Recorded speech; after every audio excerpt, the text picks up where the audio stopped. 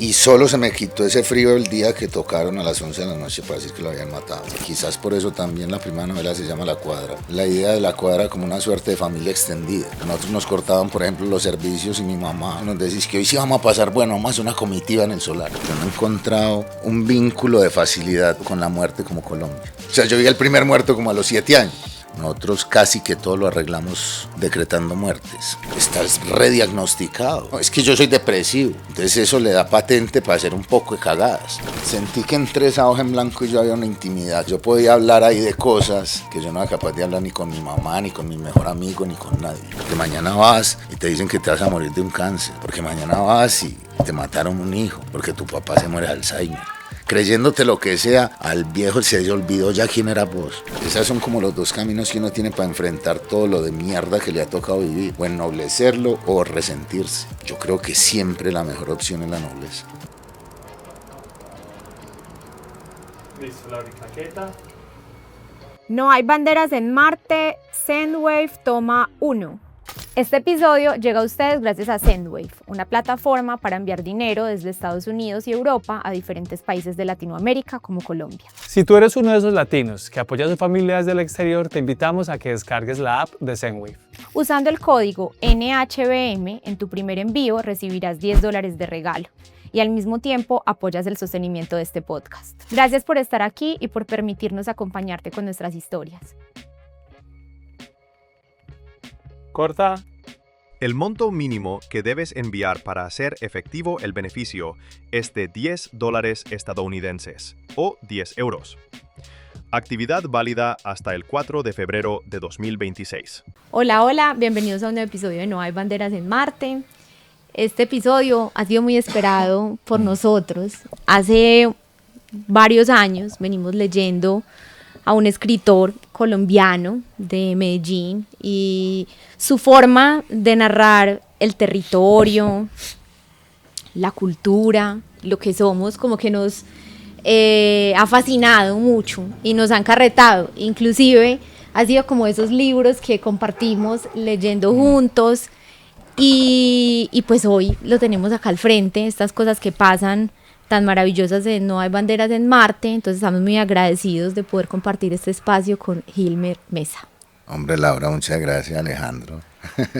Qué bueno estar aquí. Muy contentos, Hilmer. Yo llevaba rato como esperando poder tener esta conversación, porque en varios episodios hemos mencionado esto. Hay personas que nos parece fascinante la forma como ven este país, el territorio, y vos sos una de esas. Nosotros hablamos mucho sobre la colombianidad, porque esto creo que ahorita estamos hablando antes de grabar y vos dijiste 44 millones de versiones de este país. Y ya deben ser más. Sí, ya estamos por los 50. Sí, ya vamos por los 50. A nosotros nos gusta mucho como hablar un poquito como de esa infancia, como de esa vida que tiene uno antes de ser el profesional o ser el escritor reconocido o ser el actor o ser el migrante. Pues todos tenemos una historia que nos acompaña y que determina también un montón de cosas que van pasando después en la vida. Indiscutiblemente, pues para vos Aranjuez ha sido como una parte fundamental de tu vida, de tu infancia, de tu adolescencia. Hagamos un retroceso ahí en el tiempo y hablemos un poquito de esa infancia que te tocó vivir acá. Sí, pues una infancia, barrio popular, pero además de una familia absolutamente amorosa. Entonces yo creo que los momentos que recuerdo con mayor alegría, tranquilidad y amor es la infancia. Yo tuve una infancia absolutamente feliz. Las cosas pusieron a empezar a joder fue en la adolescencia, pero la infancia mía fue una maravilla. Yo tuve muchas cosas. Pues primero tuve un papá y una mamá excepcionales. Una abuela también muy cariñosa y 2 hermanos del putas también. Entonces, que además yo creo que la particularidad mía que ha marcado toda mi vida fue esa, que esa es mi familia. O sea, yo, por el lado de mi mamá, pues los que hayan leído algunas cosas mías también saben que pues mi mamá tuvo un hermano y lo mataron muy joven, entonces no tuve por ahí ninguna familia. Y por el lado de mi papá, pues también sí pasaron cosas entre esa misma familia que hizo que mi papá se alejara un poco de su familia, entonces yo no crecí con primos, con tíos, nada de eso. Sé quiénes son, pero bueno, algunos ni siquiera los conozco, pues. Entonces mi familia fue eso, lo que hizo también que encontrara en la calle la otra familia, que fueron los amigos. Y siempre he pensado esa idea, y quizás por eso también la primera novela se llama La Cuadra, la idea de la cuadra como una suerte de familia extendida. Entonces yo tuve dos realidades que fueron muy, muy nutritivas para mí, y en ambas fui muy feliz, que era la realidad de mi casa, de puertas para adentro, que era una familia, como les digo, excepcional. Al punto que éramos muy pobres, pero yo no me enteré de eso sino en la adolescencia. A nosotros nos cortaban, por ejemplo, los servicios, y mi mamá, cuando cortaban los servicios, nos decía que hoy sí vamos a pasar, bueno, vamos a hacer una comitiva en el solar.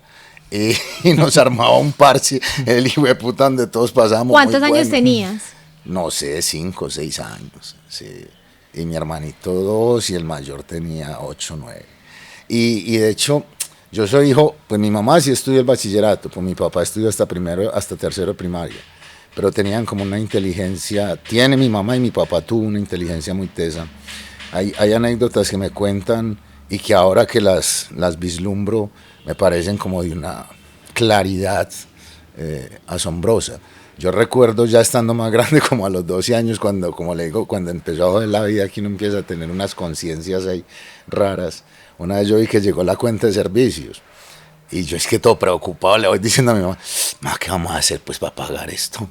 Y mi mamá se quedó mirándome como, usted preocúpese por ser niño, usted ser bobo, sabe que nosotros nos preocupemos por eso, vaya para la calle a jugar, usted no venga con la boba, ya va a tener tiempo de preocuparse. Y ya ahora es que lo pienso y digo, y tan tesa la cucha con, pues como quitándole a uno esas vainas que uno se las cree que quiere ser grande desde niño. Y tenía toda la razón, ya después las cosas iban a poner muy serias. Y mi papá, no, mi papá era una cosa increíble, era un tipazo.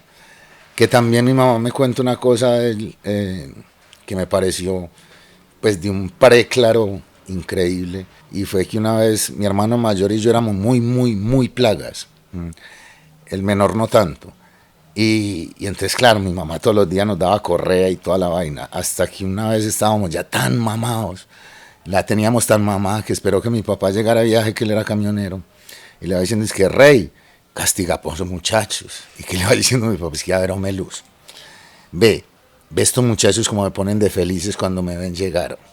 Ellos me ven 1 o 2 veces a la semana, se ponen felices y quieren estar con el papá, y vos querés que yo les pegue. ¿Qué clase de papá me voy a volver si les pego? No, castíguelos usted que vive con ellos, pues, pero a mí no me pongan eso. Sí, a mí no me pongan no me ponga eso. Trabajo sucio. Sí, pues, y yo decía, qué chimba mi papá. Y así fue toda la vida. Mi papá, que también era muy mal hablado como yo, y jamás nos dijo una mala palabra a los hijos, ni a mi mamá.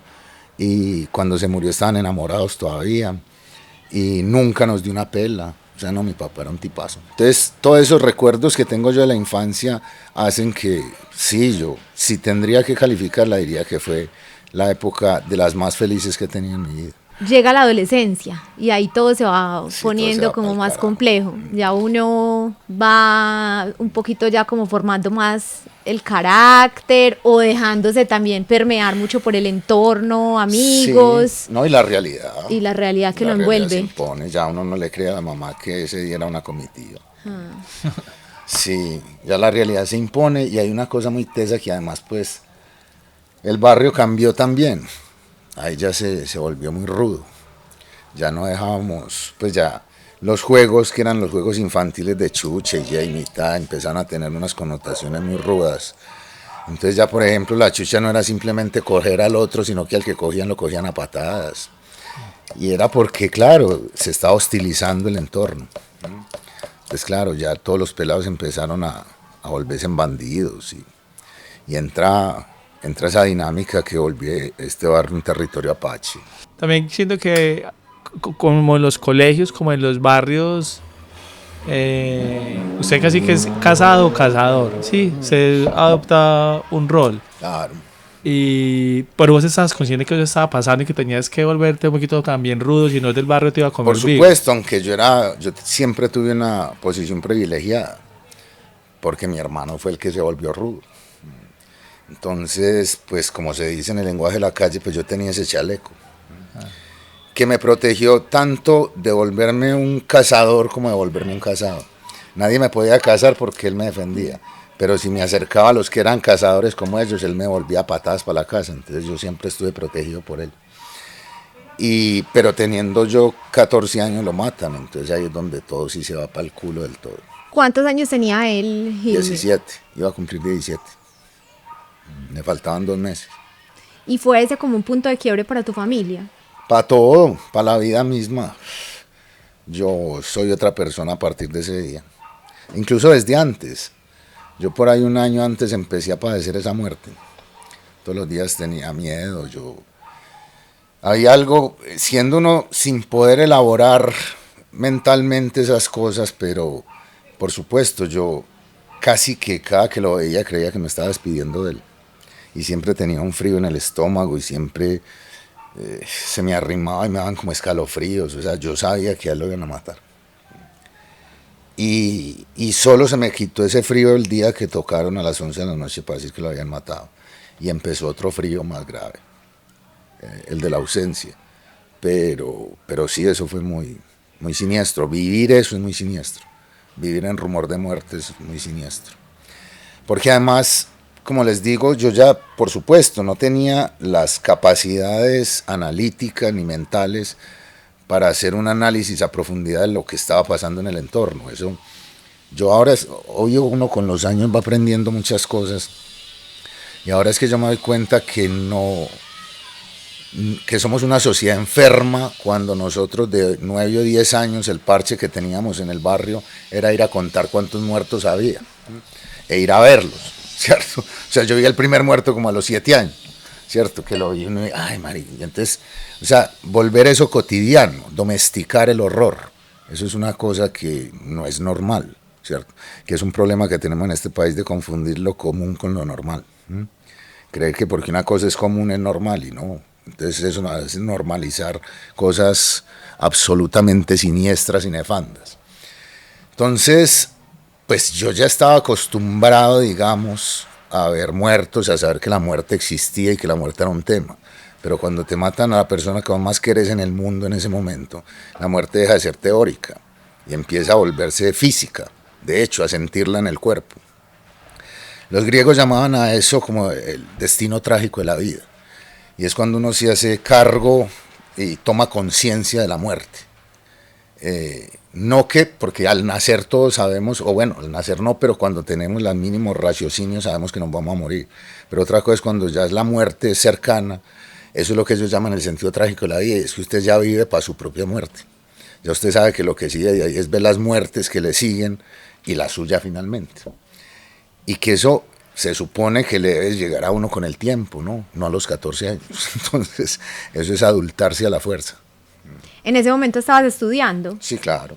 Dijiste ahorita que ese fue como, podríamos decir, como parteaguas, que viene con unas raíces de antes. Sí. Pero ¿cómo definirías como ese cambio que empezaste a tener a raíz de la muerte de tu hermano? Pasa de todo, es que el luto es una cosa muy siniestra, nadie está preparado para eso. Entonces uno pasa por muchas etapas. Hay una rabia que nunca se le quita, que hoy todavía no se me quita. Que uno la matice y que uno aprende a vivir con rabia.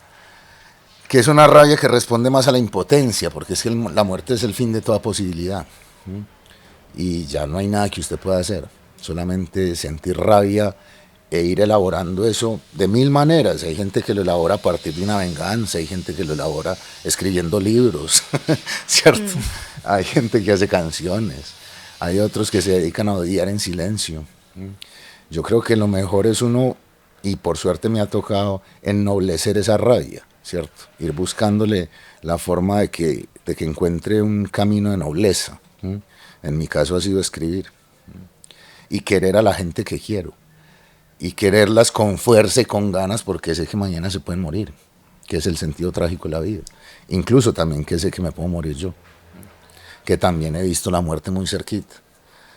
Y la idea es que a mayor cantidad de nobleza yo creo que se reflejará en la sonrisa que uno dé al final o en la culpa con que se muere. Pues ahorita que estamos mencionando tanto el tema de la muerte, nosotros hemos hablado que los latinoamericanos tenemos una relación con la muerte que, aunque ha estado cercana, y no hablo pues de la muerte natural, sino cercana por factores externos que llegan a influir en eso, también es como una relación súper tóxica, súper trágica, que aunque sabemos que va a pasar, nos lleva por unos caminos súper oscuros y súper desconocidos, y hemos hablado mucho como que si culturalmente quizás nosotros modificáramos la forma en cómo nos relacionamos con la inevitable muerte, pues lo podríamos como procesar mejor. Yo no sé si eso sea latinoamericano, yo pues sí he recorrido casi toda América Latina, pero yo no he encontrado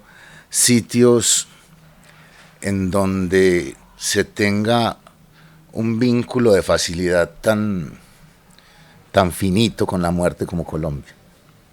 Nosotros somos de una banalidad para tratar la muerte muy tesa.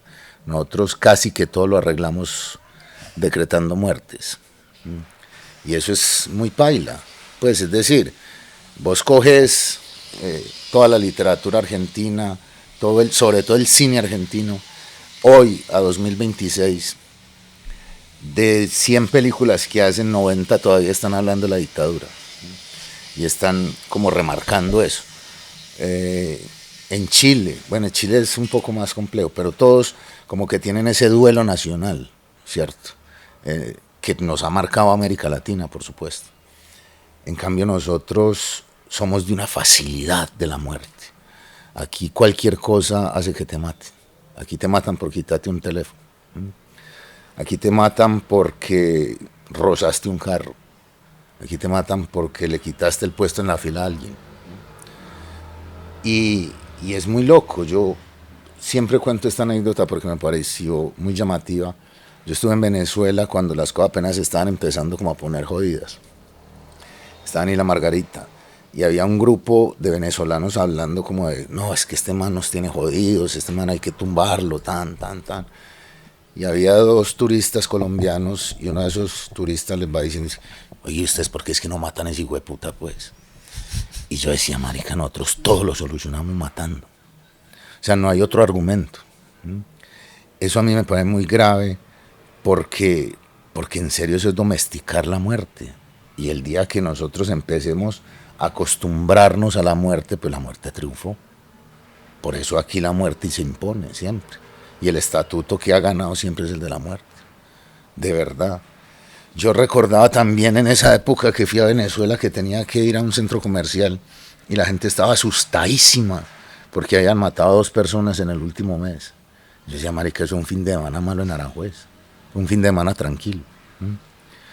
Entonces, realmente que nosotros tengamos tan enquistado en nuestro carácter esa facilidad de decretar muertes ajenas, yo creo que no nos permite, no, nos quitó potencia hace tiempo, porque cada vez que emerge una situación compleja que tendría que proponernos una salida, digamos, inteligente, noble, la zanjamos con la muerte.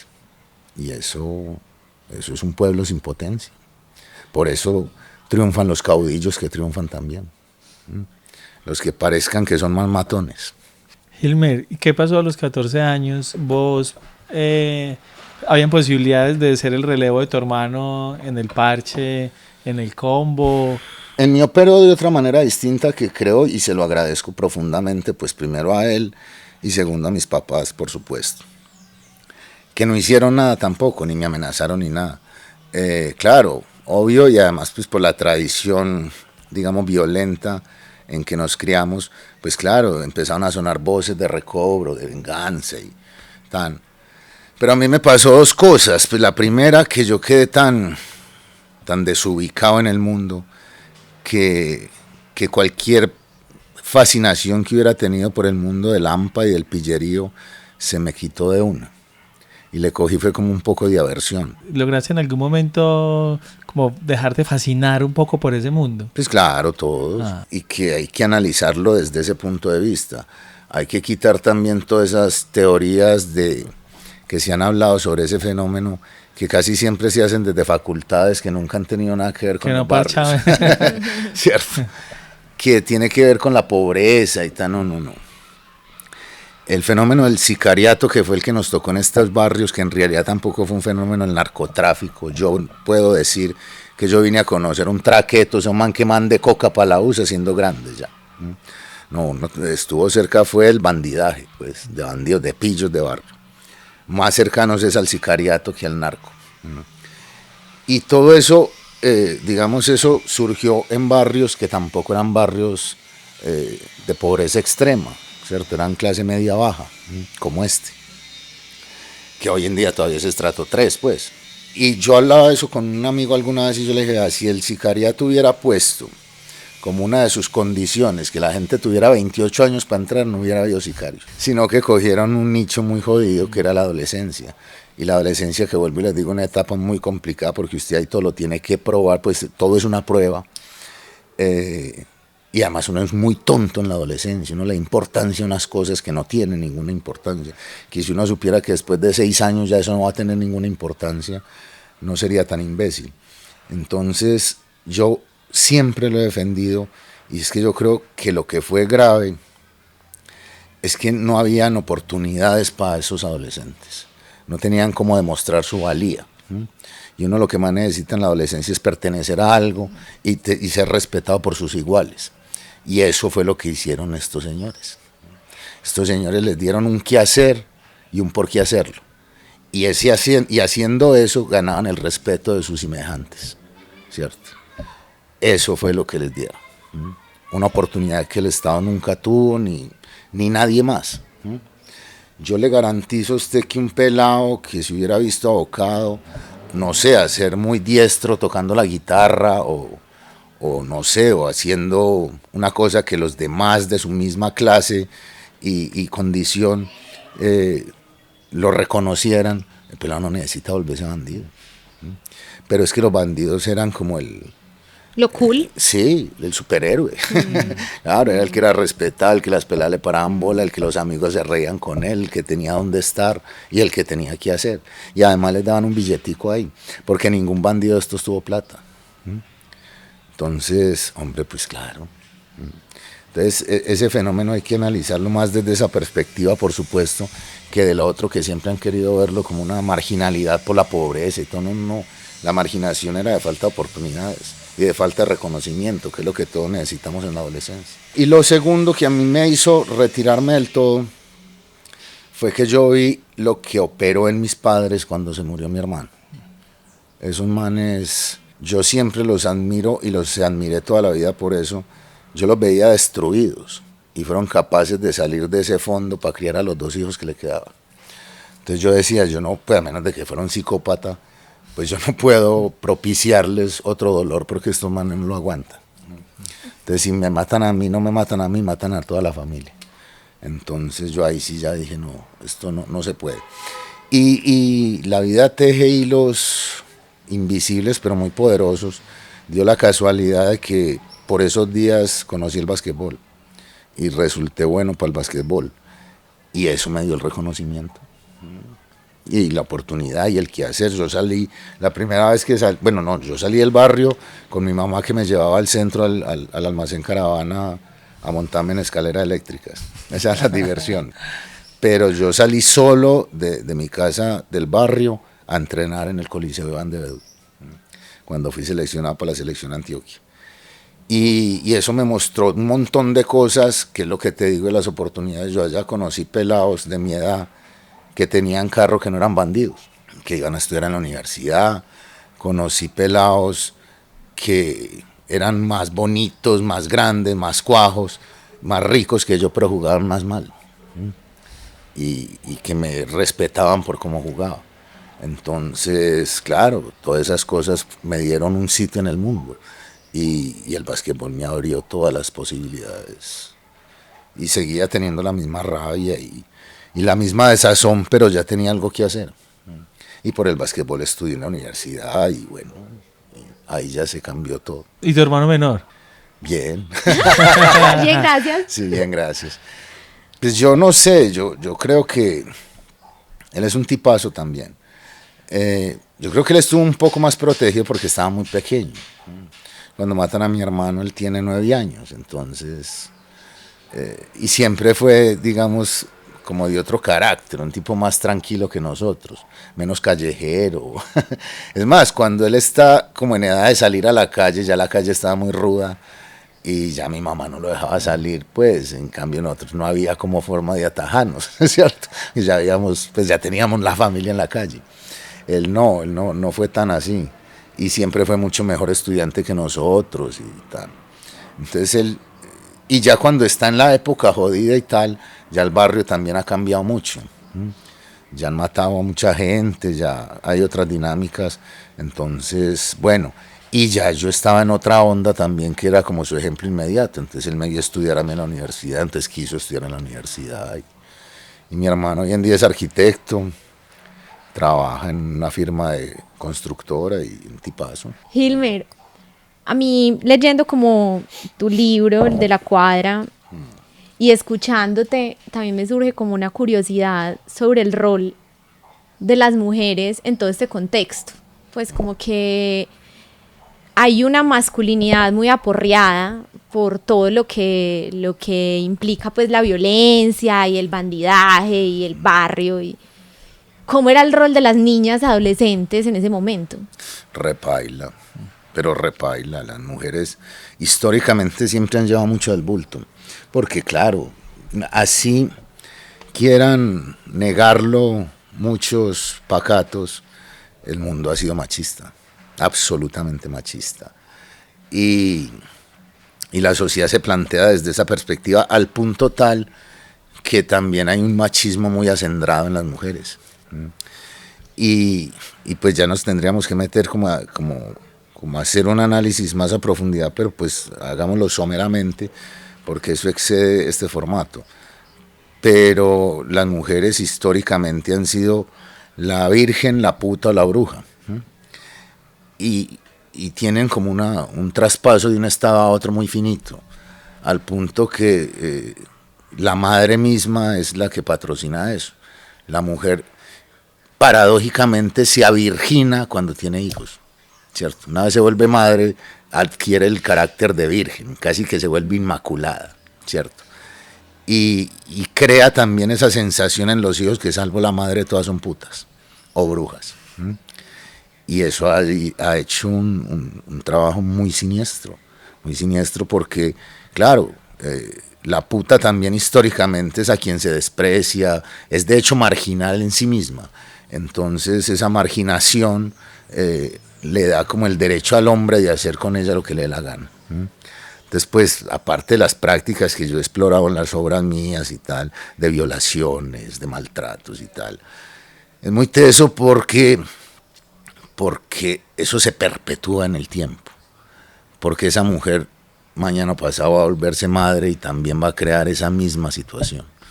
Entonces el papel de las mujeres era de mucho temor, de mucha, casi que peor que los hombres, que ahora hablabas de una cosa de ser cazador o casado.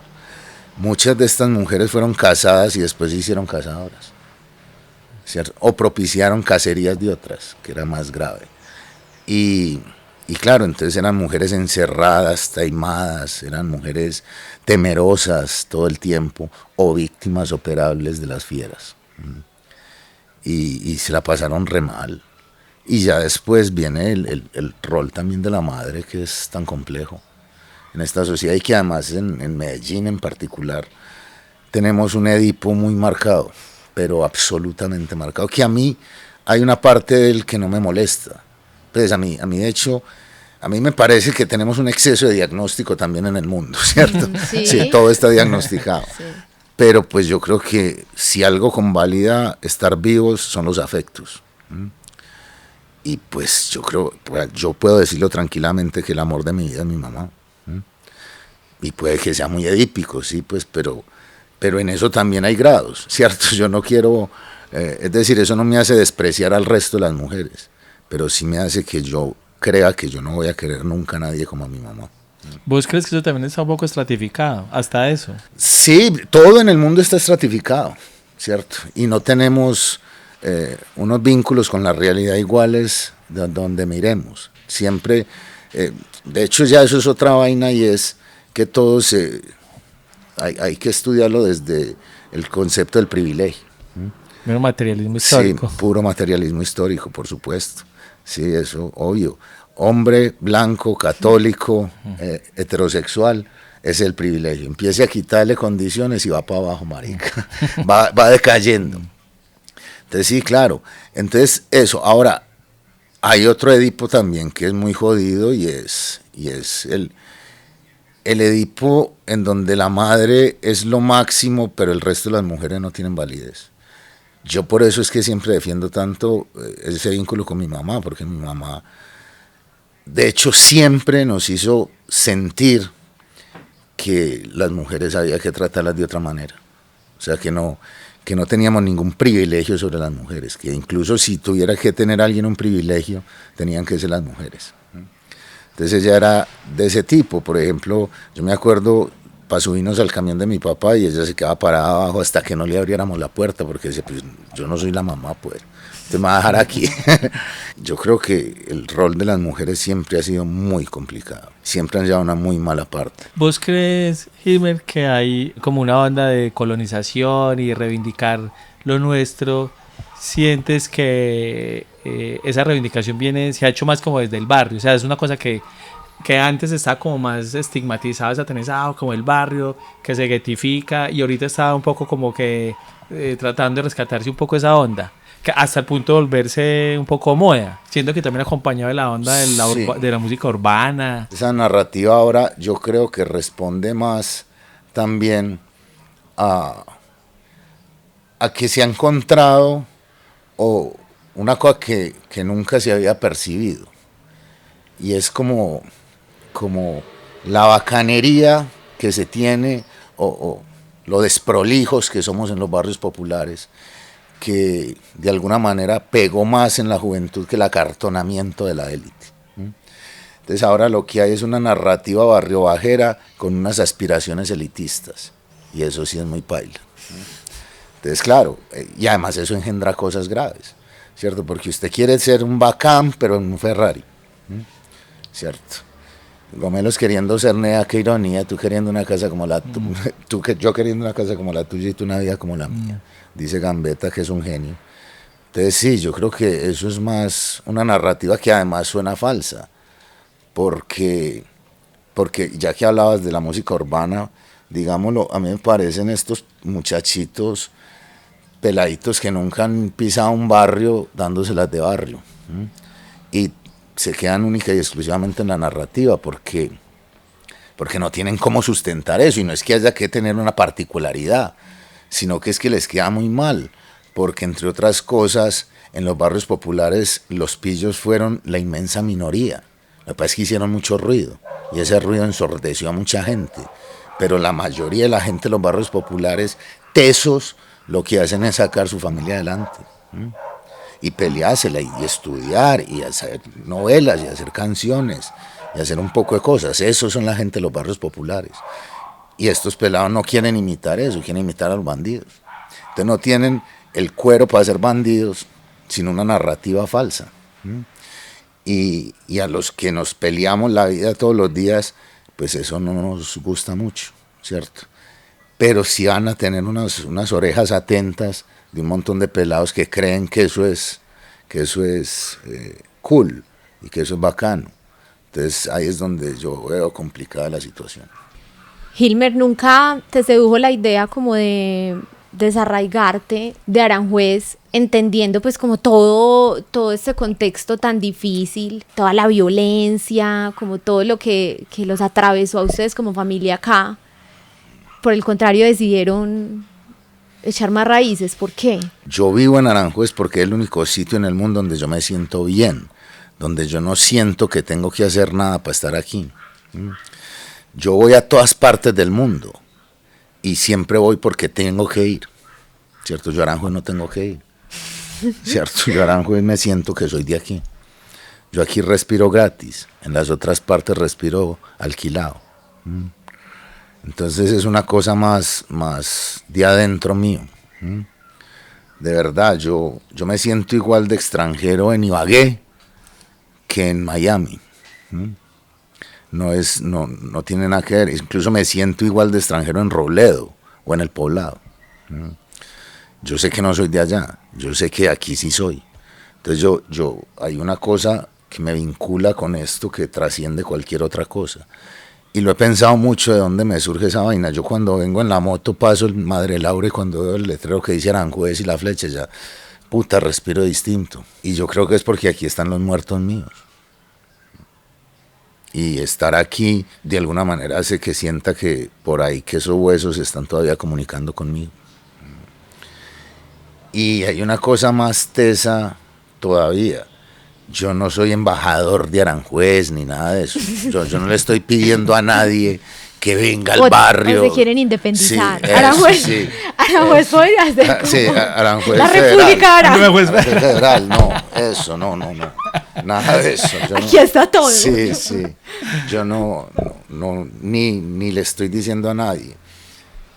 Tuve una época cuando uno está más joven y es más bobo, en que me molestaba mucho el desprecio con que nos miraban, ¿cierto? Que un taxi no lo trajera uno aquí, que cualquier persona fuera diciendo, no, es que esa Aranjuez es... Y llegó un momento en que yo dije, yo estoy como huevón, o sea, ¿yo por qué me tengo que hacer cargo de la estupidez suya? Si usted va a hablar de un barrio que usted no conoce, ¿cierto? ¿Yo por qué lo tengo que defender? ¿Cierto? Eso no me cabe a mí. Yo no tengo que defender porque yo me siento muy bien en Aranjuez. Si usted se siente mal por no conocer un barrio y hablar mal de él, usted es un bobo, ¿cierto? Yo no tengo por qué cargar con sus bobadas. Entonces ahí me fui tranquilizando y ya no me azara nada. Entonces, en realidad, sí, la vaina mía con el barrio es que me gustan sus dinámicas, ¿cierto? Yo me siento bien sabiendo cómo se mueve el barrio. Y tampoco soy ingenuo, tampoco quiero decir, este barrio tiene dientes y si se descuida lo muerde. A mí, que soy de aquí de toda la vida, me roban una moto aquí, se me olvidó ir a guardarla al parqueadero y no amaneció, ¿cierto? Y todo el mundo dice que yo vivo aquí, quién soy, me pusieron a perder. Es decir, no se confíe, por eso le digo, yo no soy embajador de nadie, ni le estoy diciendo que es una maravilla. Para mí es una maravilla, pues, como puede ser una maravilla un jugo de banano, ¿cierto? Pero yo no soy embajador del jugo de banano. Yo vivo como vivo y ya, ¿cierto? Y no quiero endilgarle eso tampoco a nadie. No, además que si se pone a hacerle mucha publicidad, Sí, lo gentrifica, ¿no? Más. Sí, Se le llena esa cara. Sí.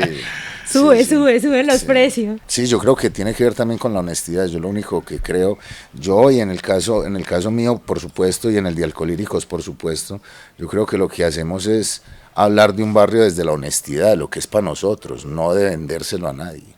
Vos tenés como una hipótesis o una tesis de por qué se encarnó tan brutalmente la violencia en este país. Yo creo que esa es la gran pregunta que sigue abierta, porque además no quiero entrar en la misma dinámica de lo que les digo ahora. Yo creo que la gente está confundiendo el diagnóstico con la cura y eso ha hecho mucho mal. Estás rediagnosticado.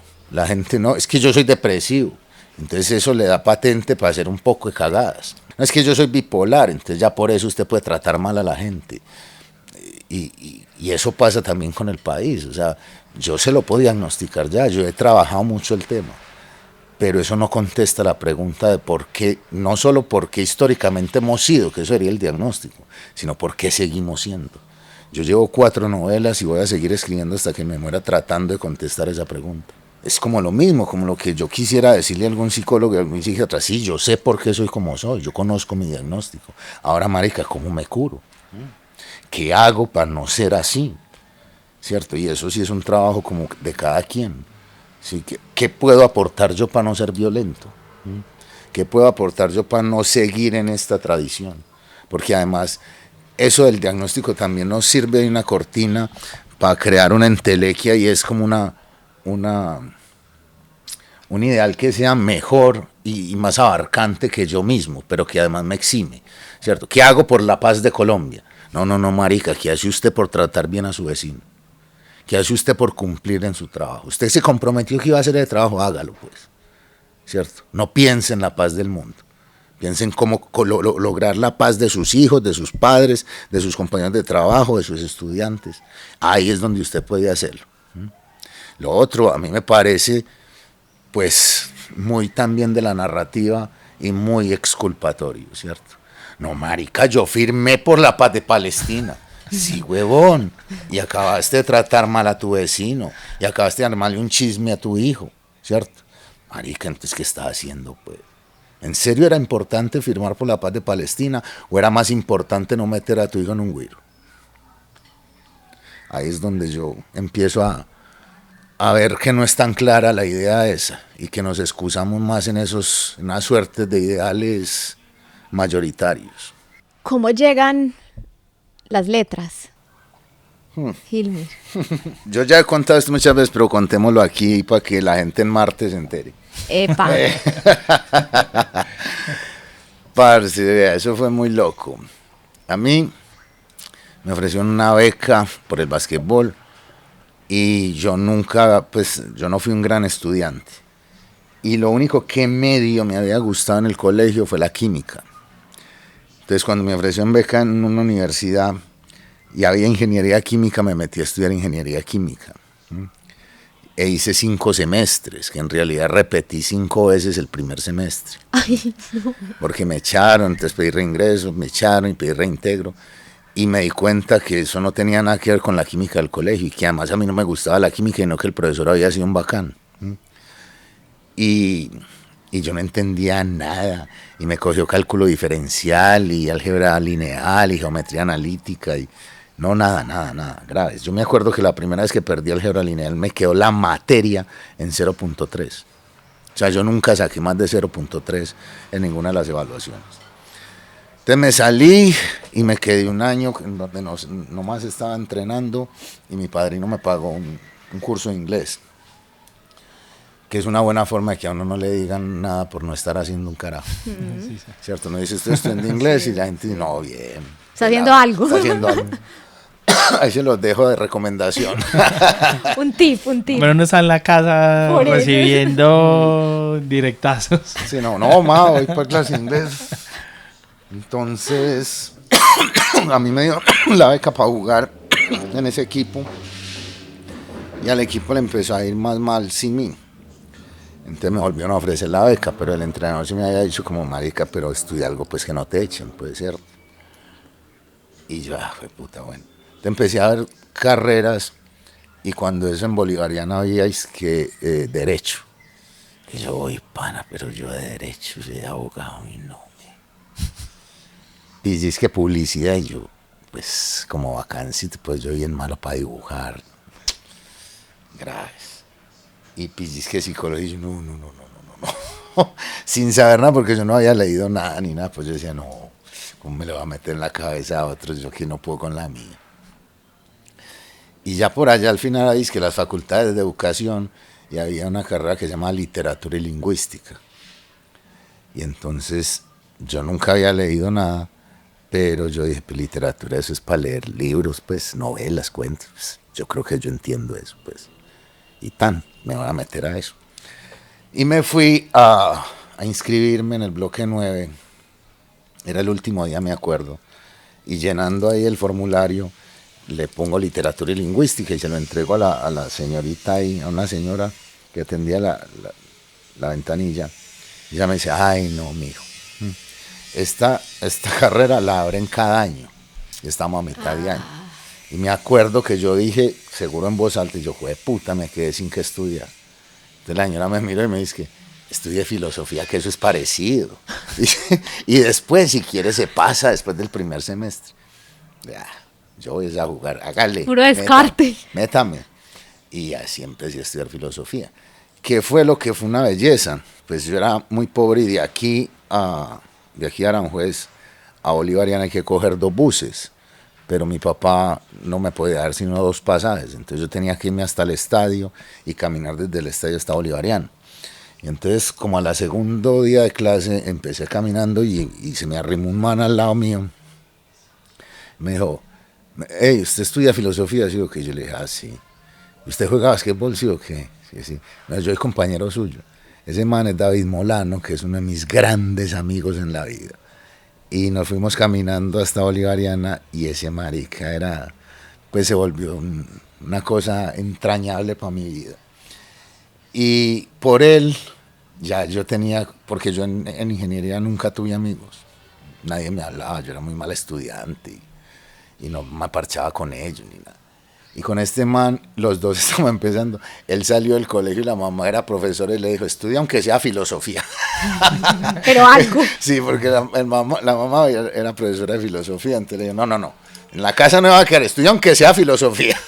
Entonces él tampoco tenía la más puta idea de qué era. ¿De qué estaba haciendo? De qué estaba haciendo. Entonces éramos los dos perdidos en la vida, pero nos hicimos unos amigos así, pero a muerte, pues.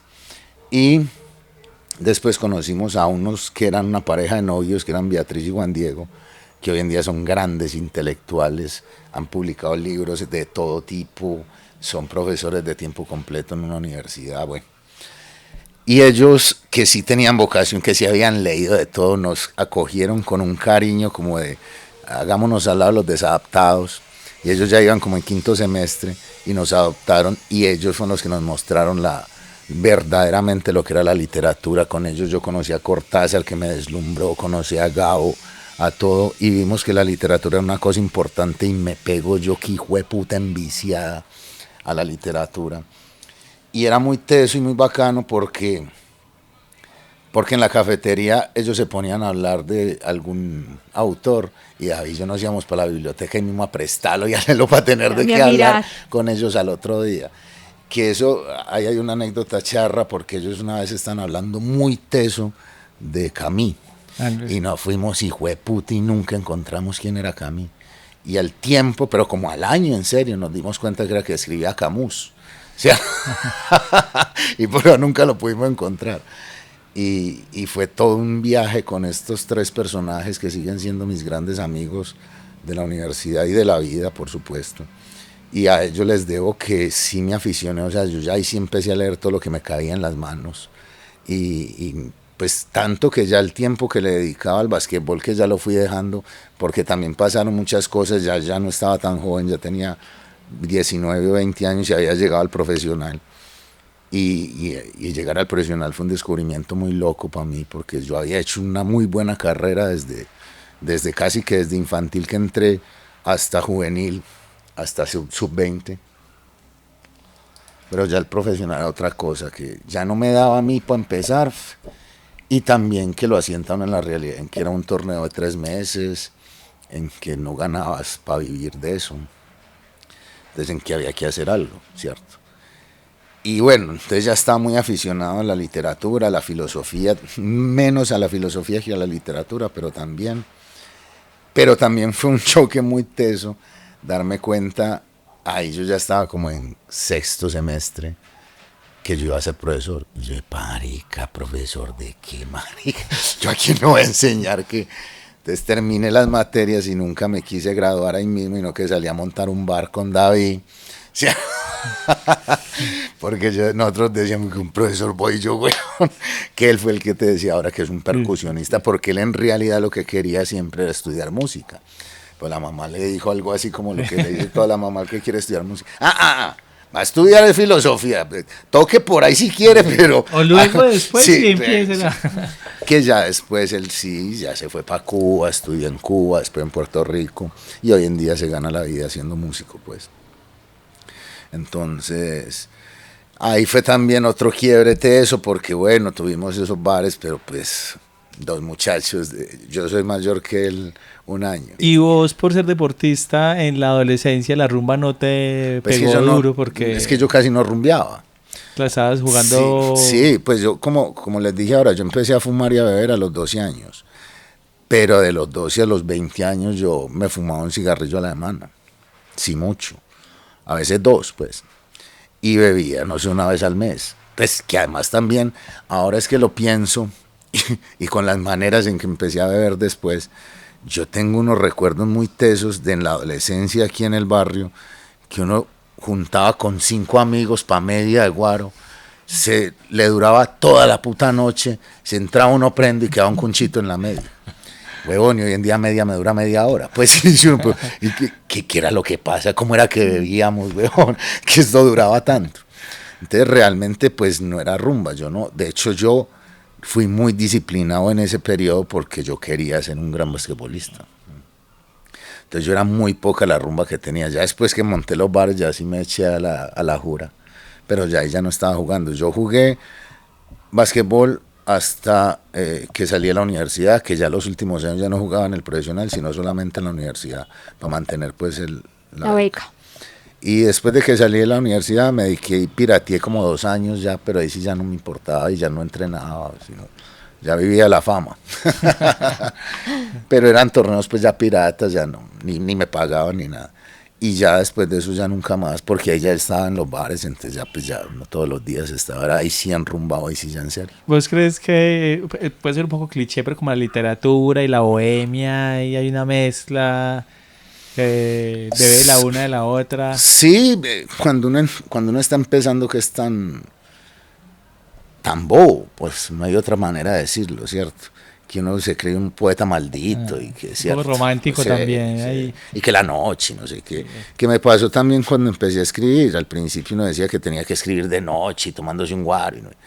Y pronto abandoné esas tonterías porque me di cuenta que entre más le pusiera a uno condiciones de escribir, a que no quería escribir. Estaba buscando excusas. Entonces, desde ese momento me dije, cuando ya tomé esto como en serio, me dije, no, yo lo que tengo que hacer es escribir todos los días. En el desierto, en un avión, en un bus, duchándome. Es más, ahorita entran al baño y verá que en los baldocines está lleno de cosas que escribo. Y no tiene que tener horario, y no tiene que tener nada, tiene que tener es que todos los días tengo que escribir.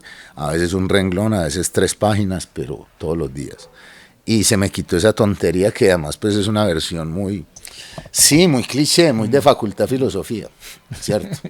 Pero eso se quita rápido cuando usted cree en esto en serio, que es una forma de estar en el mundo y de expresar lo que usted es. Si no, a mucha gente se lo come el personaje también, ¿cierto? Y por eso finalmente no terminan haciendo nada, se termina convirtiendo en el personaje.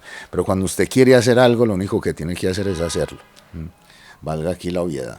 ¿Y cuando te diste cuenta como, parce, yo quiero ese space porque profe?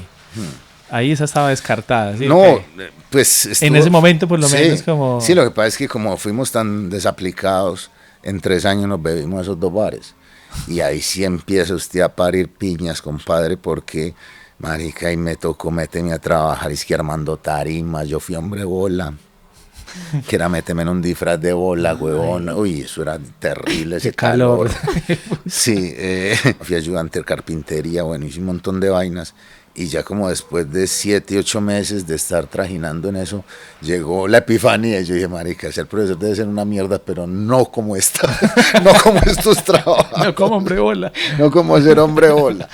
Y entonces ahí empecé y trabajé también 8 meses en un colegio. Y yo sí me di cuenta que no iba a ser capaz, que esas dinámicas de los colegios no me iban a dar. Eso te quería preguntar sobre la academia, ¿cómo la percepción tuya que tienes? No, muy paila. Pues en los colegios yo no fui capaz, me parecía muy grave todo lo que pasaba, me parecía que yo no estaba para eso. Yo trabajé en un colegio de cobertura y ya unos pelados con problemas, barrios jodidos. Y por ejemplo, yo que era director de grupo de 11, me ponían a que cuidara que los pelados no entraran al baño a fumar. Huevón, y yo que me fumo 50 cigarrillos diarios. También me parecía que, pues marica, yo no estoy haciendo nada aquí. Y ya, yo estaba ya diciéndome a mí mismo, marica, me va a tocar manejar taxi, pues otra cosa, yo con esto no voy a ser capaz. Y justo ahí me salió 2 cátedras en una universidad aquí en el Tecnológico de Antioquia, para dar humanismo y universidad. Y yo, el que sí había tenido unos profesores del putas en la universidad, yo dije, si yo soy capaz de ser profe como estos manes, puede que en la universidad me vaya mejor. Pero durante ese tiempo, perdón, Gilmer, estaba... Seguías escribiendo. Sí, eso, como consciente de que querías escribir, quiero publicar no, cero. No, nada de eso. Pues de hecho es que, y además yo nunca creí que iba a publicar. Yo creí que yo iba a ser un escritor post-mortem. Pero sí había encontrado una cosa y era que pues yo empecé escribiendo, supongo que como todo el mundo, versos terribles que ojalá nunca, pues que por suerte nunca salieron a la luz. Pero rápidamente también me di cuenta que no, que yo no era poeta, pues que no me daba por ahí. Y empecé a hacer cuentos, muy malos también. Sentí desde que hice el primer cuento, que se llama El hombre que quiso ser y no pudo, que era un tendero del barrio aquí de Aranjuez, que decía venderle el alma al diablo. Y hace todo para venderle el alma al diablo. Y cuando se encuentra con Astaroth, que es el lugarteniente del diablo, le dice, no, usted es que es huevón, usted no le puede vender el alma al diablo. Cualquiera puede hacerlo menos usted. Y dice, pero ¿por qué si yo hice todo? Y porque usted es el diablo. Entonces era pues se me ocurrió que era bacano porque todo el que quiera venderle el alma al diablo es el diablo. Y desde que escribí ese primer cuento, que fue el primer cuento que escribí, que era malo, aunque la idea fuera buena, yo sentí una cosa muy tesa. Sentí que entre esa hoja en blanco y yo había una intimidad que yo no había sentido con nadie. Que yo podía hablar ahí de cosas que yo no era capaz de hablar ni con mi mamá, ni con mi mejor amigo, ni con nadie. Y que todo lo que pasaba en esa hoja dependía de mí. Entonces que había una sensación de libertad. Y que yo sabía que estaba mal escrito, pero que eso se podía pulir. Que yo podía aprender con mucho camello a hacerlo. Escribí otros, recuerdo uno que se llamaba El Trancón, otro que se llamaba El Retorno, que era un niño que moría de un golpe de calor porque la pareja de los papás venía peleando y no se dieron cuenta. De Santa Fe, Antioquia para acá, bueno. Y escribía cuentos parejo. Y me gustaba mucho hacerlo. Y pasa lo que les digo, que a veces hay hilos que se tejen que uno no sabe dónde surge. Y pasa que me cae a las manos una entrevista de Ray Bradbury, en donde el man decía que si usted quería ser un escritor, y yo quería ser un escritor, tenía que escribir 52 cuentos malos, uno cada semana. Y yo dije, bueno, le voy a hacer caso a Bradbury, que es tan teso. Marica, y me puse y escribí 100 cuentos malos cada semana. A veces me llegaba el sábado y no tenía nada que hacer, y entonces escribía sobre estar hablando con dos manes en mi casa, sobre lo que fuera, y hueputa, tan. Y escribiéndolos entendí el poder de lo que quería decir Bradbury con eso. Y entendí si usted sí tenía el cuero para ser escritor o no. Y es que escribir 5 cuentos malos y usted animarse para el sexto sabiendo que son malos es jodido. Pero 20 y escribir el 21 es más jodido. Pero 40 y escribir el 41. Ahora 50 y animarse para el 52 es hueputa. Pero más teso, el 53 no le queda bueno tampoco. Le va mejorando. Pero entendí primero eso. Segundo, marica, lo más teso, crea un hábito. Usted lleva un año escribiendo cuentos cada 8 días, pensando en un cuento toda la semana. Eso es un hábito. Eso es una disciplina, que es lo que usted más necesita para este oficio. Y más teso todavía, aprendí a equivocarme. Si usted de 50 cuentos, es que 50 es el número perfecto para todo. Si usted después de 50 intentos no se da cuenta en qué está fallando, usted es muy huevo. Si usted tiene 50 novios, marica, usted tuvo que saber ya en qué falló. ¿Sí o qué? Sí. Si usted cae 50 veces, marica, fíjese en dónde está la piedra. ¿Sí o qué?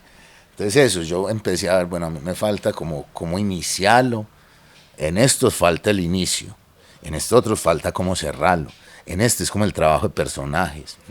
Y ahí fui viendo también como todo lo qué cosas sí hago bien y qué cosas hago muy mal. Entonces yo me di cuenta que yo tenía más fuerza en la creación de personajes que en la creación de escenarios. Y que tenía más fuerza cuando contaba las cosas en una primera persona que en una tercera.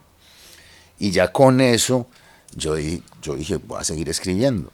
Y ahí fue donde una vez empecé a escribir un cuento sobre un personaje que yo tenía en la cabeza desde la época de mi hermano, que era un man que yo siempre me pregunté por su maldad, que se llamaba Cocorico.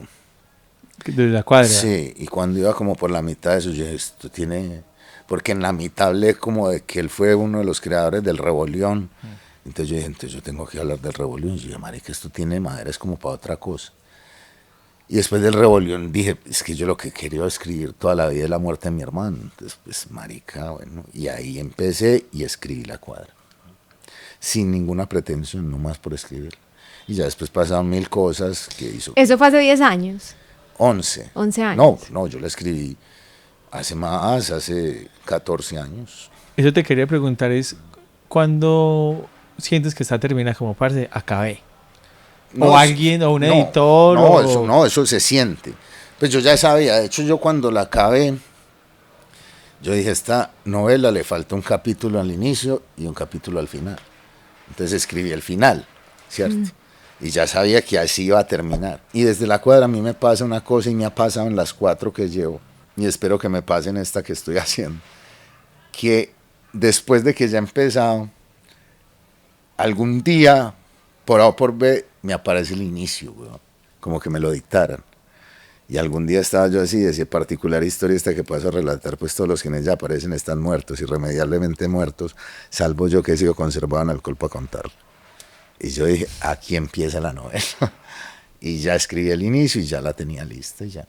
Y ya pasaron otras cosas que hicieron que pasaran eso. Yo no conocía a nadie en el mundo editorial, no sabía que era un editor, no sabía que era una editorial, no sabía cómo se movía eso. Vos has llegado a la vida todo como desprevenidamente. Sí, como... sí, sin muchas pretensiones. Y es mucho mejor así, es más bonita la sorpresa. Y otra cosa, es bacano también como cuando vos estás esperando demasiado de una cosa, si no sale es muy catastrófico.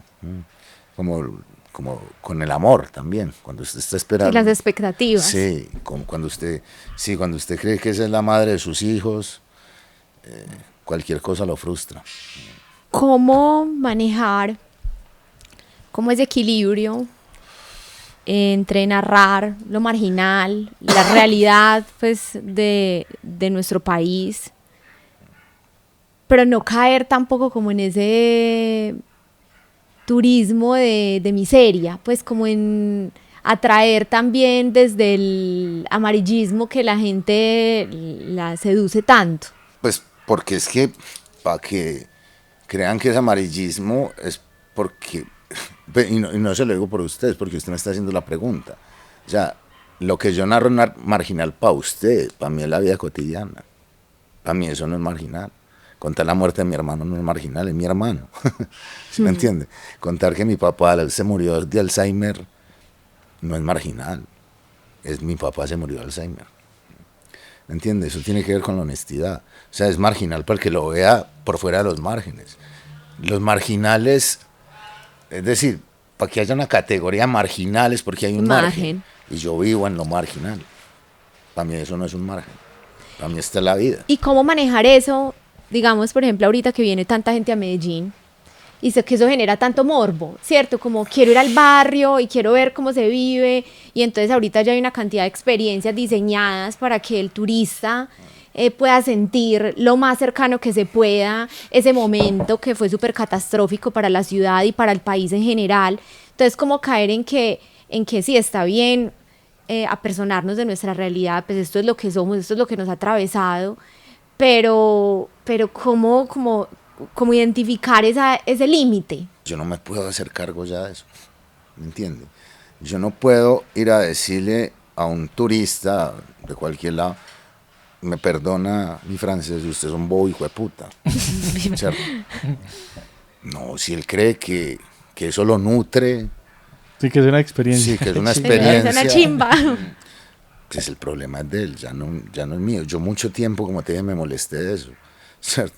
O sea, a mí me parecía, y ahora que lo veía ustedes que vivieron allá en Barcelona, como estaba bacano eso que salen y los mojan, güey, ¿cierto? Yo decía, qué bacano esto y tal. Pero yo ya no, es decir, es el problema de ellos. Es decir, en serio, si ellos creen que hay algo para ver, el problema es de ellos. Usted siempre va a buscar lo que usted no tiene. Ellos son los que no tienen esto. Yo ya no tengo que hacerme cargo de eso. Si usted se va creyendo que hizo algo por usted, por su vida, por su nobleza, por la humanidad, porque vino a ver un graffiti en un barrio, ¿cómo está tu vida, no?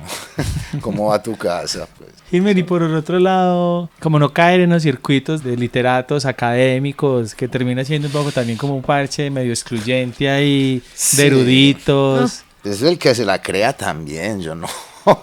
Yo sigo siendo el mismo man, pues. Es decir, todo lo que venga a sumar viene bien, pero lo que venga a restar te va para la puta mierda. Yo en este mundo he encontrado gente maravillosa y que ahora son grandes amigos míos, porque tienen un espíritu lindo y un espíritu noble y porque aportan bien, independiente de que escriban obras maravillosas y que se dediquen a leer mucho. Pero pues nada, si ya usted viene y cree que por leer mucho o por escribir una cosa que valga la pena usted es mejor que el resto de la gente y eso le da patente para tratar mal a la gente, usted no tiene nada que ver conmigo y yo no voy a tener nada que ver con usted. Pero si usted llega bien, con la buena, siempre aquí va a encontrar melo, para lo que sea. Y no es mi pretensión tampoco ni excluir a nadie, porque yo creo que todos en el fondo nos excluimos solos, pues. Si usted es una mala persona, pues tiene por qué ser excluido. Pues si usted es una buena persona independiente a qué se dedique, todo bien. Y ese que se las cree, que a mí, y conozco muchas historias, pues porque obvio ya llevo 10 años en este mundo, de gente que se creen como unas vedettes, marica, y unas cosas. Y yo incluso siempre pienso, estos manes no se dan cuenta que nosotros nos dedicamos a escribir libros, marica.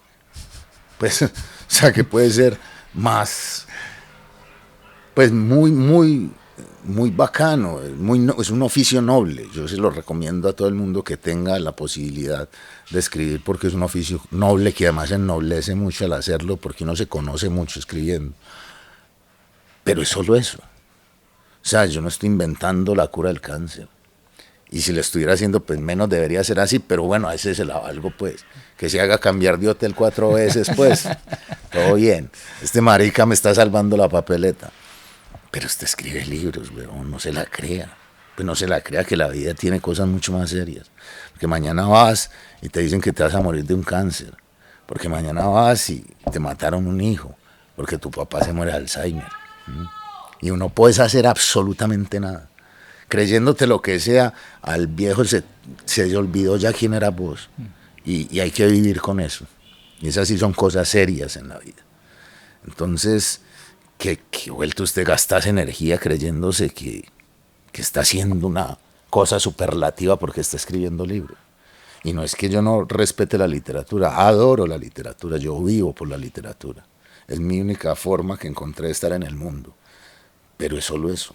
Pero si hay unas formas, Hilmer, que, por lo menos para mí, que me han alejado un poco de la literatura. Como unos personajes súper... Pero eso es lo que te iba a decir. Divas, como sí, lo claro, dices. pero eso es lo que te iba a decir. Eso no es la literatura, eso es las Son los personas. personajes. Claro, hay futbolistas que son así. Entonces no se aleje del fútbol porque el fútbol es una chimba. ¿Sí o qué? Hay médicos que son así. No se aleje de los médicos que los van a necesitar, de hecho. ¿Cierto? No, son las personas. Hay personas muy asquerosas en esta vida. Pero también hay gente que le salva a uno la vida. Y hay gente con que es maravilloso y nutritivo estar. Y que qué chimbe que uno se levante y dice, qué bacano estar con esta gente. Y por eso te digo, yo en este mundo he encontrado gente y todo el que llega a aportar llega bien. Pues yo ahora tengo grandes amigos que son además grandes escritores. ¿Cierto? Luis Miguel Rivas, David Betancourt, Dani Hoyos. O sea, gente hermosísima que tiene un espíritu tremendo y son grandes amigos, independiente a qué se dedique. Es que en serio, esto es lo que nosotros hacemos, lo que nosotros producimos. Lo que somos es otra vaina. Y si usted es un alma mala, escriba libros, juegue fútbol o venda mercado, va a seguir siendo una porquería. Hilmer, ¿cómo gestionar ese sentimiento de frustración, de injusticia, cuando uno ha crecido en un barrio con dificultades económicas, familiares, y de pronto salir y darse cuenta que este es un país muy desigual? O sea, que simplemente a uno le tocó esa realidad porque sí, pues que fue como una balota que te tocó y eso ha hecho que tu vida sea más difícil en muchos aspectos, pero que también son decisiones que otros van tomando los que hacen que eso, que no lleguen las oportunidades donde tienen que llegar y que por ese motivo hayan tantos jóvenes en los barrios pasándola mal, haciendo lo que no deberían. Uno va creciendo y va teniendo como conciencia y eso genera también como unas rabias y unos resentimientos. ¿Cómo gestionar eso? Cuando uno se da cuenta que por otro lado esta es mi realidad, pero hay otros que están cagados de la risa viviendo una chimba y a mí me toca caminar desde el estadio para llegar a la universidad. Haciendo eso un motivo de nobleza, por supuesto. Es que siempre, o sea, siempre estamos ante la dicotomía de usted todo lo que le pasa o lo ennoblece o lo vuelve un resentido. Es como usted quiera enfrentarlo. Usted puede sentarse todos los días a decir, ¿por qué, hijo de puta, a mí no me tocó? ¿Por qué a este sí? ¿Por qué este es más bonito que yo? ¿Por qué este más cuajo que yo? ¿Por qué este es más rico que yo? Y resentirse contra todo el que tenga lo que usted no tiene. Y otra es con lo poco que usted tiene, tratar de equilibrar la balanza. Sea justo usted. Ya a usted no le tocó, listo. Un poco, y no, porque llegamos a este tema, pero un poco que siempre, y por eso admiré tanto a mi papá siempre, un poco lo que les decía ahora el castigo de mi papá lo levantaron e hijo de puta rejo, porque claro, perdió tercero de primaria y entonces lo pusieron a trabajar desde los 7 años, y el día que nos llevaron unos chamizos para vender de leña, lo levantaban a rejo, y ese man levantado a rejo, con sus hijos no pegamos una sola vez, hombre, eso es nobleza. Esa era la posibilidad que él tenía, ¿sí me entiende? Él podía habernos levantado a rejo y hasta sería entendible, ¿cierto? Y podía haberse puteado toda la vida en todo el mundo de por qué a mí me tocó cargar chamizos y me dieron rejo y fui pobre y nací en Hoyorrico, Antioquia, ¿cierto? Y no nací en una ciudad y tuve una casa, o hacer lo que tenía a su mano, levantar a sus hijos lo mejor que pudo, ayudarle a todo el mundo. Yo veía que mi papá incluso con un carro estartalado, si veía a un compañero en el camino con el carro malo, se bajaba y le ayudaba. Ayudar con lo que uno puede. Esos son como los dos caminos que uno tiene para enfrentar todo lo de mierda que le ha tocado vivir, o ennoblecerlo o resentirse. Yo creo que siempre la mejor opción es la nobleza. ¿A qué le tienes miedo? A muchas cosas. Yo creo que a lo que más miedo le tengo por lo que viví es a la demencia, a la locura, no poder controlar la cabeza, a que pierda la capacidad de razonar, a lo que le pasó a mi papá. En menor medida, pero también me da miedo claramente a la muerte, a morirme en zozobra, a morirme sin quererme morir, sin estar tranquilo para morirme, a morirme creyendo que todavía me faltan cosas. A eso le tengo miedo. Y le tengo mucho miedo también como a la muerte de la gente que yo quiero. Incluso esa me da más miedo que la propia. Sí, yo no sé incluso qué va a pasar cuando muera mi mamá. Pues yo no me gusta ni pensar en eso. Y ya siendo mucho más cotidianos, no le tengo miedo, le tengo pánico a las ratas. Pero, marica, o sea, no las puedo ver ni en televisión. No puedo una foto de una rata. ¿Qué te da? Ratón. Ahí sí entendí el significado de lo que es la fobia, pues. O sea, tengo que salir corriendo. Ay. Si la veo muerta en la calle, salgo corriendo. Una vez que ahí me coge un carro, porque vi una rata y crucé la calle sin mirar. Sí, o sea, les tengo, pero pánico. ¿Cuál es la decisión más difícil que has tenido que tomar en la vida hasta ahora?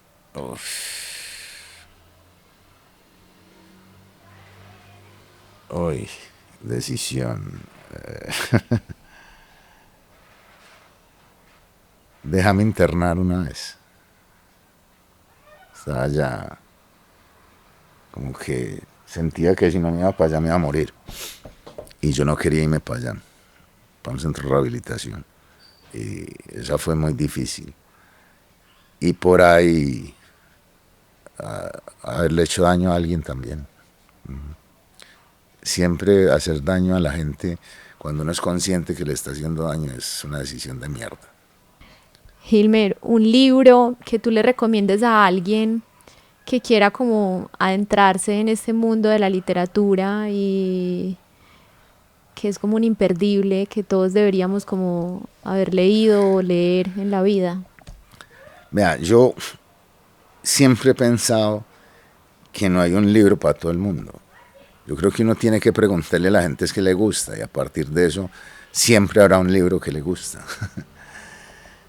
Si es por mi gusto, pues yo le diría a todo el mundo dos, Pedro Páramo de Juan Rulfo y Cuando pase la animasola de Mario Escobar Velázquez. Pero yo soy consciente de que un man que nunca haya leído nada, pues seguramente no entiende Pedro Páramo, que necesita como tener cierto bagaje también. Y también entiendo que si es un pelado, por ejemplo, de hoy en día, le va a quedar muy difícil de entrada que le guste Cuando pase la animasola. Entonces, yo creería que sí, depende de a quién se lo recomiende y en qué tiempo está y quién es la persona. No sé, David Betancourt me parece un gran escritor para inicial. Usted se lee un cuento como Gonorrea y es una maravilla, ¿cierto? Un man que es adicto a decir gonorrea y su vida se le vuelve una miseria porque tiene que...